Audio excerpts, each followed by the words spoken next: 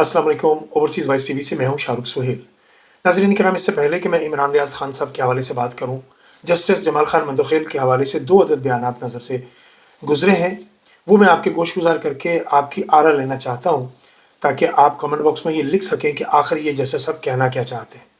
मैं तो इनकी बात समझ नहीं पाया, और जहाँ तक मुझे समझ आई है उसका मैं इजहार कर देता हूँ। इन्होंने कहा है कि हमने सिर्फ फैसला करना है, इंसाफ अल्लाह ही कर सकता है।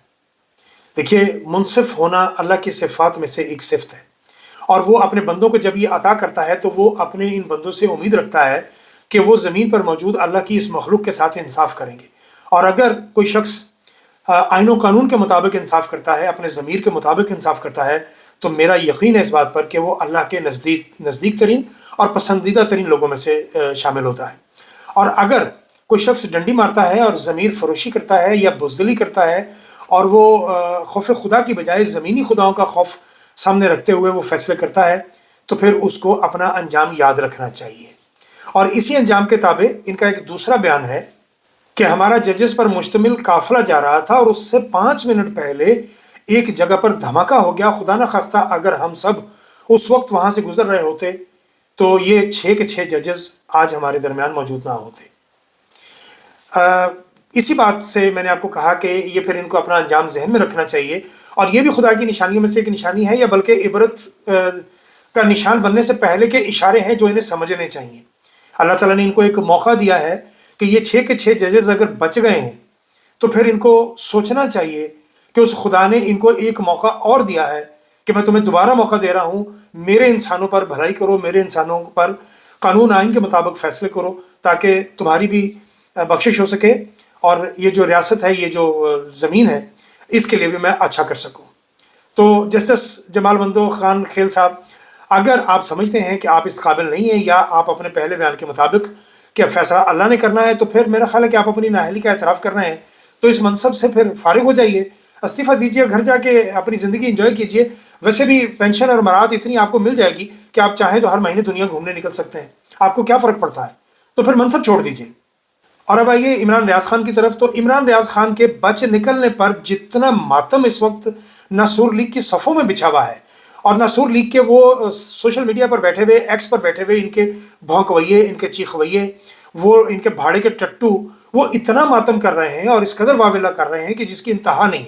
यानी इनकी बातों से ये अंदाज़ा हो रहा है, या साफ दिखाई दे रहा है कि ये ख्वाहिश रखते थे कि इमरान रियाज़ खान को मार दिया जाता, खुदा न खास्ता अरशद शरीफ की तरह इनको भी शहीद कर दिया जाता है, तो फिर इन लोगों के कलेजे में ठंड पड़ जाती है। और वो जो कलेजा चबाने वाली पंजाब की औरत है ना, वो जो डाइन है, वो चाहती यही है कि इस बंदे को ख़त्म कर दिया जाए, क्योंकि वो इसके बारे में दिल में बहुत ज़्यादा बुग़्ज़ रखती है। बुग़्ज़ रखने की बात से एक बात और जहन में आ रही है कि पंजाब की जो हालत कर दी है इस डाइन ने, इस बुग़्ज़ रखने वाली औरत ने, क्योंकि इस औरत को बखूबी इस बात का एहसास है कि पंजाब ने इनको वोट नहीं दिया।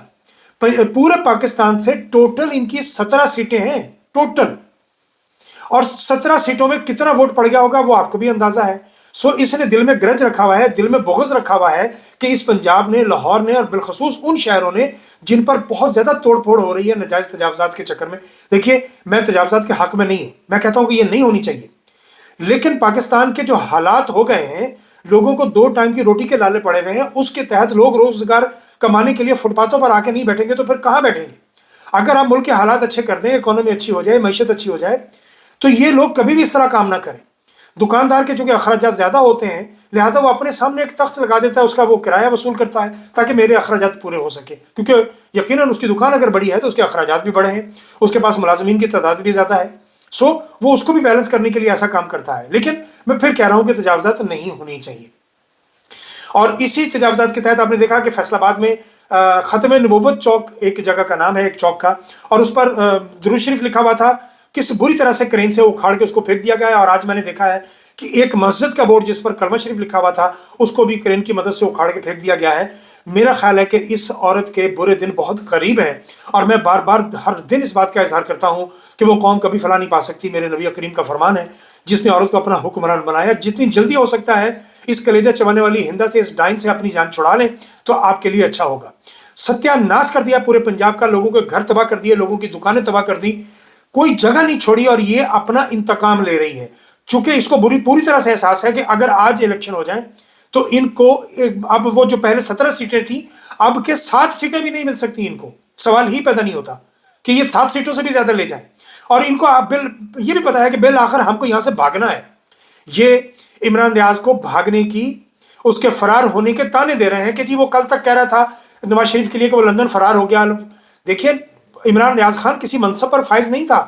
عمران ریاض خان نے لوٹ مار نہیں کی. عمران ریاض خان کے ڈالروں کی آپ کو بہت تکلیف ہے کہ وہ ڈالر بہت کماتا ہے. اللہ آپ کے بھی نصیب میں کرتا تو آپ بھی بہت زیادہ کماتے ہیں، لیکن چونکہ آپ حسد رکھتے ہیں اور حاسدین کو اللہ اسی طرح چھوڑ دیتا ہے جس طرح اس نے آپ لوگوں کو چھوڑ رکھا ہے. تو اس کے ڈالروں سے جلنے کی بجائے، حسد کی بجائے، اس کے جتنا ٹیلنٹ پیدا کریں، اس کے جتنی صاف نیت رکھیں، اس کے جتنی محنت کریں اور حق سچ پر بات کریں، حق پرست بنے، تو اللہ آپ کو بھی عزت دے گا. لیکن جب آپ چور، لٹیروں، ڈاکوؤں، شرابیوں، زانیوں، قبضہ مافیوں، ان لوگوں کی طرفدار بنیں گے، ان لوگوں کے آپ کاسا لیس بنیں گے، آپ ان کے، میں بہت برا لفظ میرے منہ سے نکلنے لگا تھا، خیر، جب بھی آپ ان کی چاپلوسی کریں گے تو اللہ آپ کو عزت نہیں دے سکتا. سوال ہی پیدا نہیں ہوتا. یہ بات ذہن میں رکھے ناصور لیگ کا ٹوٹل سوشل میڈیا، کہ آپ کو جتنی مرضی آپ پوسٹ کر لیں. یہ حسن ایوب ہو گیا، ابصار عالم ہو گیا، وہ رضوان رضی ہو گیا، شفقت عمران ہو گیا، اور وہ ایکس پر بیٹھے ہوئے وہ بھاڑے کے وہ کچھ ٹٹو جن میں کچھ اکاؤنٹ انہوں نے خواتین کے نام پہ بھی بنا رکھے ہیں، ان پر حسین عورتوں کی تصویریں لگا رکھی ہیں تاکہ لوگ اٹریکٹ ہوں. آپ کیا سمجھتے ہیں کہ اس کے پیچھے وہ خواتین ہی ہیں جو یہ اکاؤنٹ چلا رہی ہیں؟ نہیں، یہ مریم نوٹنکی کا میڈیا سیل ہے جس کے پیچھے بیٹھے ہوئے بد شکلوں کو میں بھی بہت اچھی طرح جانتا ہوں. آپ کبھی ان کو آپ غور سے دیکھیں تو آپ کو پتہ چل جائے گا ان کی لوگوں پہ لعنتیں، شکلوں پہ لعنتیں کیوں ہیں. صرف اس لیے کہ یہ لوگ حق سچ کے ساتھ نہیں کھڑے ہوئے، یہ چوروں کے ساتھ کھڑے ہوئے ہیں، اور یہ اپنی دہاڑیاں لگانے کے چکر میں ہے کہ ہماری دہاڑی لگتے رہے، پاکستان جائے جہنم میں. ان لوگوں کو پاکستان سے کوئی غرض نہیں ہے. اور عمران ریاض خان جیسے بندے جو تڑپتے رہے پاکستان کے لیے، ارشد شریف جیسے بندے جو پاکستان کے لیے تڑپتے ہیں، صابر شاکر جیسے لوگ، ڈاکٹر محیط پیرزادہ جیسے لوگ، ڈاکٹر شہباز گل جیسے لوگ، یہ وہ لوگ ہیں جو وجاہت سعید خان. یہ کیا وجہ ہے کہ کل کے یہ اتنے بڑے مجاہد جو پاکستان کے لیے بات کرتے تھے، پاکستان کے لیے تو وہ آج بھی بات کرتے ہیں، صرف یہ کہ وہ مافیا کے حق میں بات کیوں نہیں کرتے؟ اس لیے کہ انہوں نے مافیا کا اصل چہرہ دیکھ لیا ہے. ویسے تو مافیا کا اصل چہرہ عوام بھی دیکھ چکے ہیں، عوام نے بھی دیکھ لیا ہے. اسی لیے یہ سارے چونکہ اب ننگے دکھائی دیتے ہیں تو ان کو یہ چاہتے ہیں کہ جس طرح ہم ننگے ہو چکے ہیں اس طرح عمران خان کو یا ان کے چاہنے والوں کو بھی ننگا کیا جائے. لیکن وَتُعِزُّ مَن تَشَاءُ وَتُذِلُّ مَن تَشَاءُ، اللہ جس کو عزت دیتا ہے آپ اس سے عزت چھین نہیں سکتے. وہ میں بڑوں سے سنا کرتا تھا کہ اللہ تعالیٰ 2 مقام پر مسکراتا ہے، ایک جب وہ کسی کو عزت دے رہا ہو اور لوگ اس کو بے عزت کرنے کی کوشش کر رہے ہوں، اور ایک جن کو وہ ذلت دے رہا ہو اور لوگ اس کو عزت دینے کی کوشش کر رہے ہوں. تو اللہ ان 2 مقامات پر مسکراتا ہے، کیونکہ انسانوں کے اختیار میں یہ باتیں نہیں ہیں. عمران خان اگر آج بین الاقوامی سطح پر شہرت یافتہ ہے یا لوگ اس کو اپنا لیڈر سمجھتے ہیں، پوری مسلم امہ اس کو اگر لیڈر سمجھتی ہے، تو اس کے پیچھے اس کی نیت ہے جی، اس کے پیچھے غریب عوام کا وہ درد ہے جس کی وجہ سے وہ آج جیل میں بیٹھا ہوا ہے. 2 منٹ لگتے ہیں اس کو جیل سے باہر آنے کے لیے، لیکن وہ کہتا ہے کہ نہیں، پہلے میرے کارکن کو چھوڑو. آپ نے کبھی پاکستان میں ایسا کوئی لیڈر دیکھا ہے جی جس نے کہا ہو کہ نہیں پہلے میرے لیڈر کارکن کو چھوڑیے میں پھر جاؤں گا؟ یہ لوگ تو راتوں رات صندوق 140 صندوق لے کے 160 پتہ نہیں کتنے تھے صندوق لے کے بھاگ نکلے. آپ عمران ریاض خان کو تانے دیتے ہو کہ وہ یہاں سے بھاگ گیا، فرار ہو گیا. عمران ریاض خان نے اپنی ایک تصویر ابھی شیئر کی ہے اور آپ لوگوں کی چیخیں نکل آئی ہیں. اس کے چہرے پر زخم ہے، اس کے پیٹ پر زخم ہے. طارق متین بھائی نے بتایا کہ اس کے پیٹ پر بھی زخم ہے. اس کا مطلب وہ جو ہاتھ پر اس نے ایک رومال لپیٹا ہوا ہے اس کے ہاتھ پہ بھی زخم ہوگا. یہ چیز صاحب بتا رہی ہے کہ وہ کس قدر مشکل میں تھا اور جان بچانا فرض ہے. وہ جان بچا کر یہاں سے نکلا، وہ ڈیل کر کے نہیں بھاگا. وہ دوسرے ممالک سے منت سماجت کر کے تلوے چاٹ کر جوتے چاٹ کر یہاں سے نہیں گیا، وہ پورے نظام کے ساتھ لڑ کے یہاں سے نکلا ہے. یہ بات آپ کو سمجھنی پڑے گی اور آپ کو سمجھنی چاہیے. آپ عمران ریاض خان کی جوتی کے برابر نہیں ہو سکتے. جتنے صحافی اس وقت پاکستان میں کام کر رہے ہیں سوائے چند ایک کے جو حق سچ کے ساتھ کھڑے ہوئے ہیں، ان کو سلام ہے. اور وہ بڑے چند لوگ ہیں جو حق سچ کی بات کر رہے ہیں. باقی سب کو پتہ لگ گیا کہ عمران خان کے خلاف بولو تو نوٹوں کی بارش ہو جاتی ہے. آپ دیکھیے نا، وہ غریدہ فاروقی، وہ بین سلیم، وہ مونا عالم، اور وہ سرکاری حاجن عاصمت شرازی، اور یہ باقی کے جتنے بھاڑے کے ٹٹو جن کے میں نے نام لیے ہیں، یہ سارے کے سارے، اور وہ سینئر بڈھے، وہ دھرتی پر بوجھ، وہ سارے بڈھے جن کا میں روز نام لیتا ہوں، یہ سارے کے سارے جانتے ہیں کہ نوٹوں کی بارش ہوگی. لیکن بالآخر یہ نوٹ ان کے ساتھ قبر میں نہیں جائیں گے. اگر کوئی چیز ساتھ جائے گی تو وہ نام ہے، اگر کوئی چیز ساتھ جائے گی تو وہ نیت ہے، اعمال ہیں. اگر وہ نہیں ہوں گے تو پھر انشاءاللہ جس طرح آپ لوگوں کی دنیا میں رسوائی ہو رہی ہے، ذلت ہو رہی ہے، قبر میں بھی آپ لوگوں کا یہی حال ہوگا. ان تمام علماء دین، پاکستان کے علماء سو کے ساتھ وہ بھی برابر کے شریک ہیں کیونکہ خاموشی برابر کا جرم ہوتا ہے. آپ سمجھ رہے ہیں کہ لوگوں کے گھر توڑ کے لوگوں کو اغوا کر کے آپ منزل حاصل کر لیں گے؟ ابھی تک تو نہیں کر سکے. ہر دن عمران خان کی شہرت بڑھتی ہے اور ہر دن آپ لوگوں کی ذلت بڑھتی ہے. یہ فرق کیسے ختم ہوگا؟ یہ کبھی ختم نہیں ہو سکتا. وہ آپ نے دیکھ لیا ایک بزرگ کے ساتھ ایک ایس ایچ او نے، یہ بدمست ہاتھی ہیں. یہ پنجاب پولیس جو ہے یہ بدکار لوگوں پر مشتمل ہے. چند ایک افسران اس میں اچھے ہیں، باقی تو اللہ معاف کرے، اللہ معاف کرے. جو بھی پہلے حکومت آئے گی یا عمران خان حکومت میں آتے ہیں تو ان کو چاہیے کہ سب سے پہلے پنجاب پولیس کو یہ ڈپارٹمنٹ ختم کیا جائے، نئی پولیس بنائی جائے اور ان کی ٹریننگ کے لیے دوسرے ممالک سے لوگوں کو بلایا جائے جو ان کی تربیت کریں، اور تعلیم یافتہ بچوں کو اس میں بھرتی کیا جائے جن کی اچھی تعلیم ہو، جن کو بات کرنے کی تمیز ہو. کس طرح اس بزرگ کو موٹر سائیکل سے اٹھا کے زمین پر پٹکا.